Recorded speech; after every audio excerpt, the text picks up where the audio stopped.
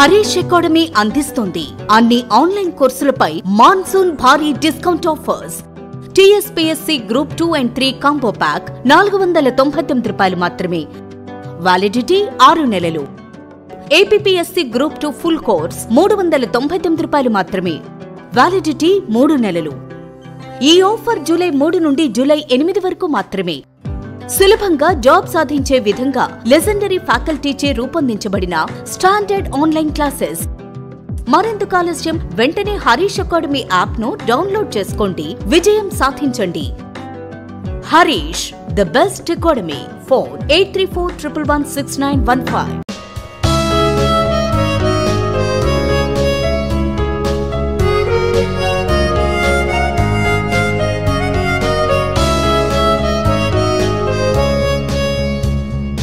Harish, the best academy. Hi friends, welcome to Harish academy.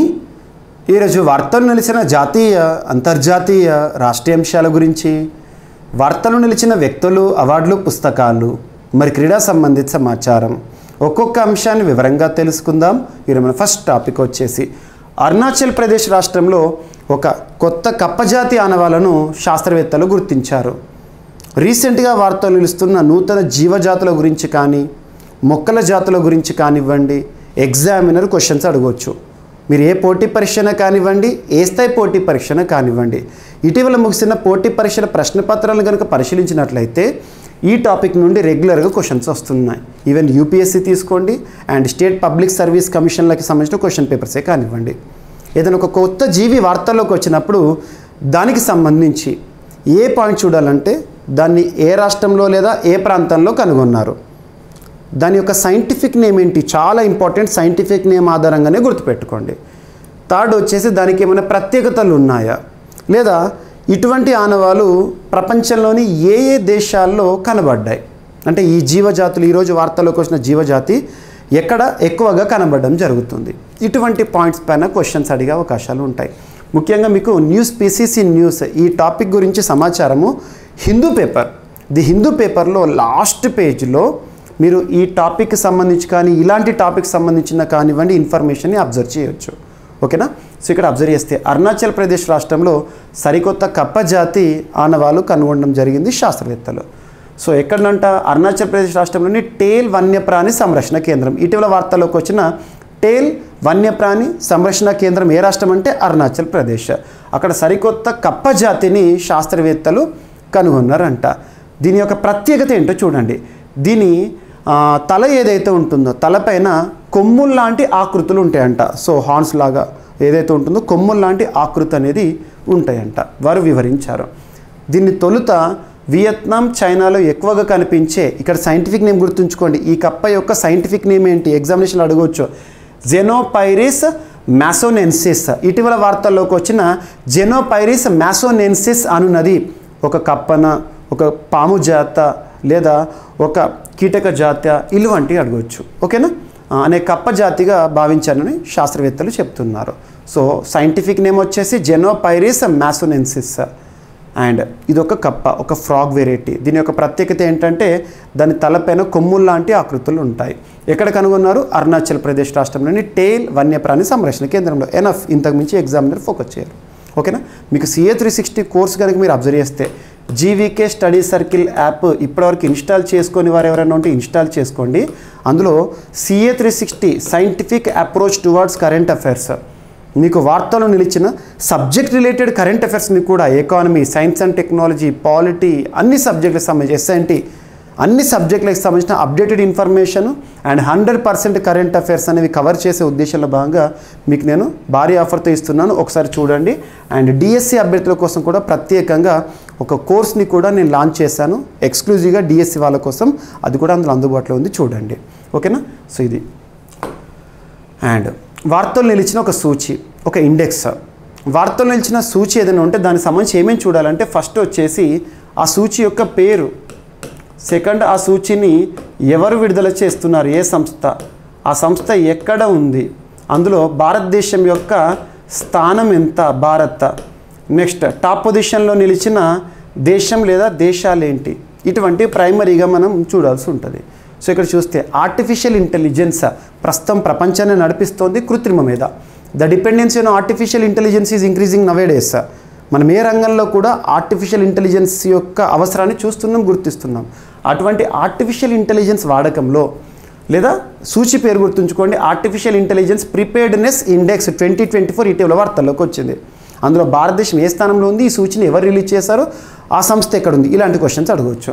So artificial సంసిద్ధత కోసం ప్రపంచవ్యాప్తంగా 174 దేశాల ఆర్థిక వ్యవస్థలను అంచనా వేసి ఆర్టిఫిషియల్ ఇంటెలిజెన్స్ ప్రిపేర్డ్నెస్ ఇండెక్స్ను అంతర్జాతీయ ద్రవ్యనిధి ఐఎంఎఫ్ ఎక్కడ ఉంది, ఇంటర్నేషనల్ మానిటరీ ఫండ్ అంతర్జాతీయ ద్రవ్యనిధి head quarter Washington DC America, వారు రిలీజ్ చేయడం జరిగింది.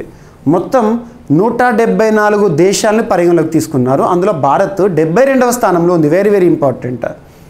0.49 రేటింగ్తో ఎమర్జింగ్ మార్కెట్ ఎకానమీగా వర్గీకరణలో భారత్ అనేది ఉందంట.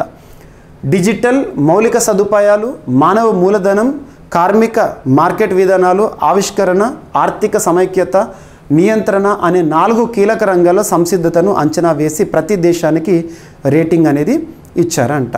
ఈ ఇండెక్స్ ప్రతి దేశాన్ని advanced economy, emerging market economy, అల్ప ఆదాయ దేశంగా వర్గీకరించింది. భారతదేశం ఏ వర్గీకరణలో ఉందంట, ఎమర్జింగ్ మార్కెట్ ఎకానమీగా ఉందంట. ఇక ఈ ఇండెక్స్లో టాప్ ర్యాంకింగ్లో ఉన్న 5 దేశాలు కనుక అబ్జర్వ్ చేస్తే Singapore, Denmark, USA, Netherlands, Estonia. And మన చుట్టుపక్కల దేశాలను కనుక పరిశీలిస్తే చైనా 32 అండ్ శ్రీలంక 92, బంగ్లాదేశ్ వచ్చేసేసి 113. అండ్ చివరి స్థానాల్లో కనుక చూస్తే సోమాలియా 171, ఆఫ్ఘనిస్తాన్ 172, సౌత్ సూడాన్ వచ్చేసేసి 174. సో ఈ ర్యాంకింగ్స్లో టాప్ పొజిషన్ గుర్తుంచుకోండి, ఇండియా పొజిషన్ గుర్తుంచుకోండి ఎన్ఎఫ్. అండ్ లోక్సభ నిరవధిక వాయిదా. మీకు దేశంలోనే అత్యున్నత చట్టమైన రాజ్యాంగంలోని 5వ భాగం కేంద్ర ప్రభుత్వం అనే టాపిక్ని మీరు చూస్తారు. అందులో భాగంగా union executive, legislature, judiciary. So కార్యనిర్వాహక శాఖ, శాసనశాఖ, న్యాయశాఖ, వీటి గురించి మనం నేర్చుకుంటాం. అందులో లెజిస్లేచర్ శాసనశాఖ కేంద్రానికి సంబంధించి, పార్లమెంట్కి సంబంధించి ఆర్టికల్ 79 నుండి 123 వరకు మనం నేర్చుకుంటాము. పార్లమెంట్ బైక్యామరలిజం, 2 సభలు ఉన్నాయి, ద్విసభ విధానం, లోక్సభ, రాజ్యసభ. ఇక్కడ article 85 very very important. Article 85, 86, 87 ఈ 3 ఆర్టికల్స్ కూడా సమావేశాలకు సంబంధించి, లోక్సభ సమావేశాలకు సంబంధించి. కానీ ఎక్స్క్లూజివ్గా గుర్తుంచుకోండి, సభ సమావేశాలు, పార్లమెంట్ సమావేశాలను సమన్ చేసేది, ప్రోరోగ్ చేసేది అండ్ డిజాల్వ్ చేసేది ఎవరు అంటే రాష్ట్రపతి. సో గుర్తుంచుకోండి, సమన్ అంటే అధికారిక ప్రారంభము, ఎప్పటి ప్రారంభమవుతాయి అని. ప్రోరోగ్ అంటే official closure of the session. So సభ సమావేశాలను అధికారికంగా ముగింపు చేయడము. డిజాల్వ్ అంటే రద్దు చేయడాన్ని, లోక్సభనే రద్దు చేయడం అన్నట్టు. సో ఇటువంటివి. సో ఆర్టికల్ 85 ఆధారంగా రాష్ట్రపతికి ఉండే అధికారం. అదే సభ సమావేశాలు జరుగుతున్నప్పుడు అడ్జర్న్ చేయడం కానీ, అడ్జర్న్ సైనడైజ్ చేయడం కానీ, ఇదేమో సభాధ్యక్షుడి యొక్క అధికారము. ఇవన్నీ మీకు పాలిటీలో క్లియర్గా ఉండుంటాయి. జస్ట్ ఇక్కడ లింక్ చేస్తున్నాను. కరెంట్ అఫైర్స్ అంటేనే సబ్జెక్ట్ని లింక్ చేసుకుంటూ నేర్చుకోవాలి. అదేవిధంగా నేను మీకు CA 360 కూడా చెప్తున్నాను. సో ఇక్కడ చూస్తే లోక్సభ నిరవధిక వాయిదా అనే అంశం నిన్నటి రోజున వార్తల్లోకి వచ్చింది. లోక్సభను నిరవధిక వాయిదా వేస్తున్నట్టు స్పీకర్ ఓం బిర్లా గారు ప్రకటించారు. 18th లోక్సభ మొదటి సమావేశాలు జూన్ 24న ప్రారంభమైనాయి. 34 గంటల పాటు సమావేశం జరిగింది. అండ్ 539 మంది లోక్సభ సభ్యులు ప్రమాణ స్వీకారం చేశారు. జూన్ 26న స్పీకర్గా ఓం బిర్లా ఎన్నికయ్యారు. 27న ఉభయ సభలను ఉద్దేశించి రాష్ట్రపతి ద్రౌపది ముర్ము గారు ప్రసంగం చేశారు. ఇక్కడ గుర్తుంచుకోండి 86, 87 ఇవి ఇంపార్టెంట్. ఓకేనా. నెక్స్ట్, రాష్ట్రపతి ప్రసంగానికి ధన్యవాదాలు తెలిపే తీర్మానానికి జరిగిన 18 గంటల పాటు జరిగిన చర్చలో సభ్యులు పాల్గొన్నారు. సో 18th లోక్సభ, దానికి సంబంధించిన ఎక్స్క్లూజివ్ వీడియో కూడా మీకు నేను అందించాను. మీకు ప్రవీణ్ సార్ క్లాసెస్ యూట్యూబ్ ఛానల్లో ఉంటుంది, ఖచ్చితంగా చూడండి. సో ఇది కరెంట్ పాలిటీలో issue important. And next, Japan introduces holographic technology in new bank notes. Japan అంటేనే టెక్నాలజీ అంటేనే జపాన్. వారి ఇటీవల వాళ్ళ ద్రవ్యం ఏదైతే ఉంటుందో, మనీ నోట్స్ ఏవైతే ఉంటాయో వాటిపైన హాలోగ్రాఫీ, ఏదైతే హాలోగ్రామ్ అంటాం కదా మనం, హాలోగ్రామ్ అంటే ఏంటంటే ఇల్యూజన్స్ కనబడతాయి. వాళ్ళ దేశానికి సంబంధించిన చారిత్రక నేపథ్యం ఉండే ఇల్యూజన్స్ని దానిపైన ప్రింట్ చేస్తున్నారు. సో అలా బ్యాంకు నోట్స్ పైన హాలోగ్రాఫిక్ టెక్నాలజీని వినియోగిస్తూ ఇటీవల వార్తల్లోకి వచ్చిన, జూలై మాసంలో వార్తల్లోకి వచ్చిన దేశం ఏదంటే జపాన్. గుర్తుపెట్టుకోండి. గతంలో ఇటువంటి అంశాలు చాలా వరకు చూస్తున్నాం మనం. ప్లాస్టిక్ నోట్స్తో ఆస్ట్రేలియా కానీ, అండ్ గోల్డ్ కాయిన్స్తో జింబాబ్వే అని, ఇటువంటి మనం మోసి ఓవా తున్యా జింబాబ్వే అని, ఇవన్నీ కూడా మనం అంతకుముందు లింక్ చేస్తూ నేర్చుకున్నాం. సో ఇక్కడ జపాన్కి సంబంధించి చూడండి. అండ్ ఆకుపచ్చగా మారుతున్న సముద్రాలు. సర్వసాధారణంగా సముద్రం అంటేనే నీలిరంగులో కనబడుతుంది, కానీ ఆకుపచ్చ రంగు అంట. సో నీలిరంగులో కనిపించే సముద్ర జలాలు ఆకుపచ్చ రంగులోకి మారుతున్నాయి. మానవ కంటికి కనిపించని ఈ మార్పు సముద్ర పర్యావరణ వ్యవస్థలో అత్యంత నిగూఢంగా జరుగుతున్నదని పరిశోధకులు గుర్తించారు. భూమిపై మహాసముద్రాల రంగులో గణనీయమైన మార్పు వచ్చిందని బ్రిటన్కు చెందిన నేషనల్ ఓషనోగ్రఫీ సెంటర్ పరిశోధకులు రీసెంట్గా తేల్చెప్పారు. గ్లోబల్ కార్బన్ సైకిల్, సముద్ర పర్యావరణ వ్యవస్థలో ఏర్పడ్డ మార్పులే దీనికి కారణమని అధ్యయనం పేర్కొంది.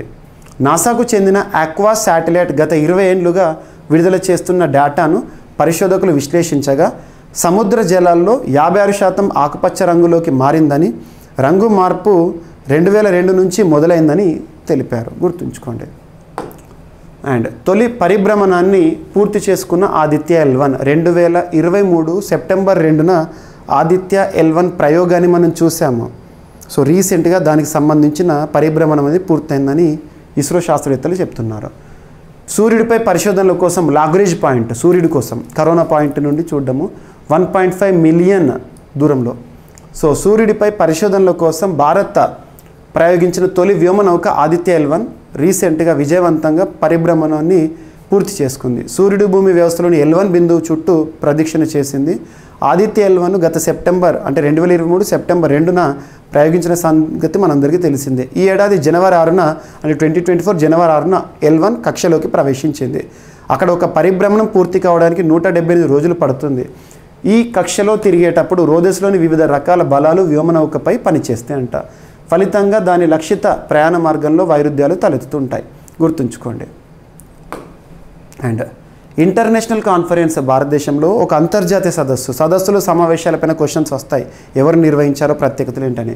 సో ఇంటర్నేషనల్ అంతర్జాతీయ సదస్సు international conference on steel slag road రీసెంట్గా ఎక్కడ జరిగిందంటే న్యూఢిల్లీలో జరిగింది. ఎప్పుడు జరిగిందంటే లాస్ట్ జూన్ 29కి. సో భారతదేశంలో స్టీల్ స్టాగ్ రోడ్ మొట్టమొదటిది ఎక్కడ 2002 సంవత్సరంలో మనం డిస్కస్ చేసాం. మన హరీష్ అకాడమీ ప్లాట్ఫామ్ మీకు చెప్పాను. సో హజిరా సూరత్ అక్కడ మొట్టమొదటి స్టీల్ స్టాగ్ రోడ్ అనేది ప్రారంభమైంది. స్టీల్ స్టాగ్ అంటే ఏంటి ఇవన్నీ కూడా మీకు ఆల్రెడీ తెలుసు.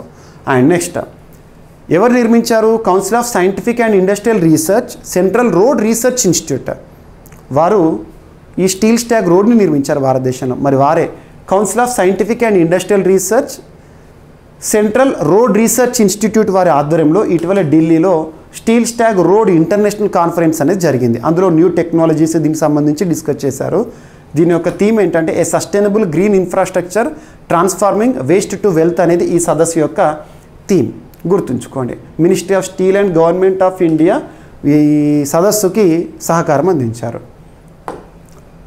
అండ్ ఇంకొక సదస్సు ఇక్కడ లింక్ చేస్తున్నాను. తెలంగాణ రాష్ట్రంలో జూలై 5th సో రేపటి రోజున ప్రారంభం కానున్న ఒక సదస్సు, జరగనున్న సదస్సు ఔషధ సదస్సు.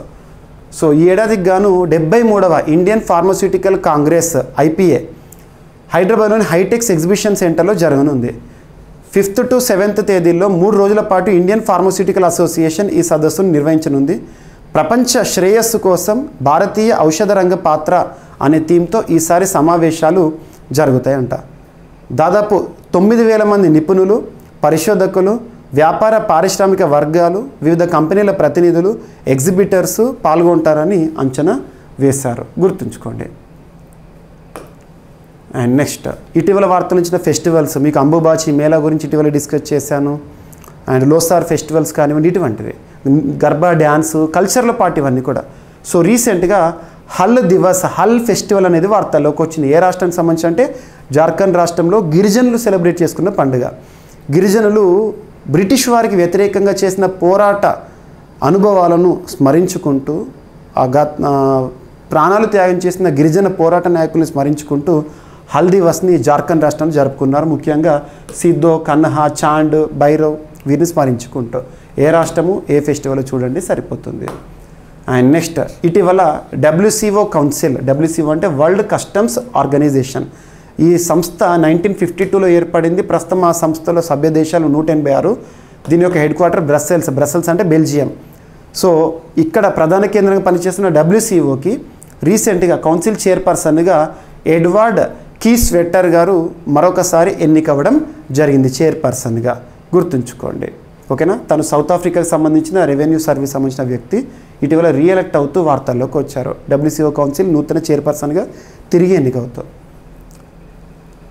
అండ్ నెక్స్ట్ లాస్ట్, ఇటీవల భారతదేశానికి సంబంధించిన గ్రాండ్ మాస్టర్, ఇండియా చెస్ అంటేనే విశ్వనాథ్ ఆనంద్ గుర్తుకొస్తారు, తమిళనాడు రాష్ట్రానికి సంబంధించి.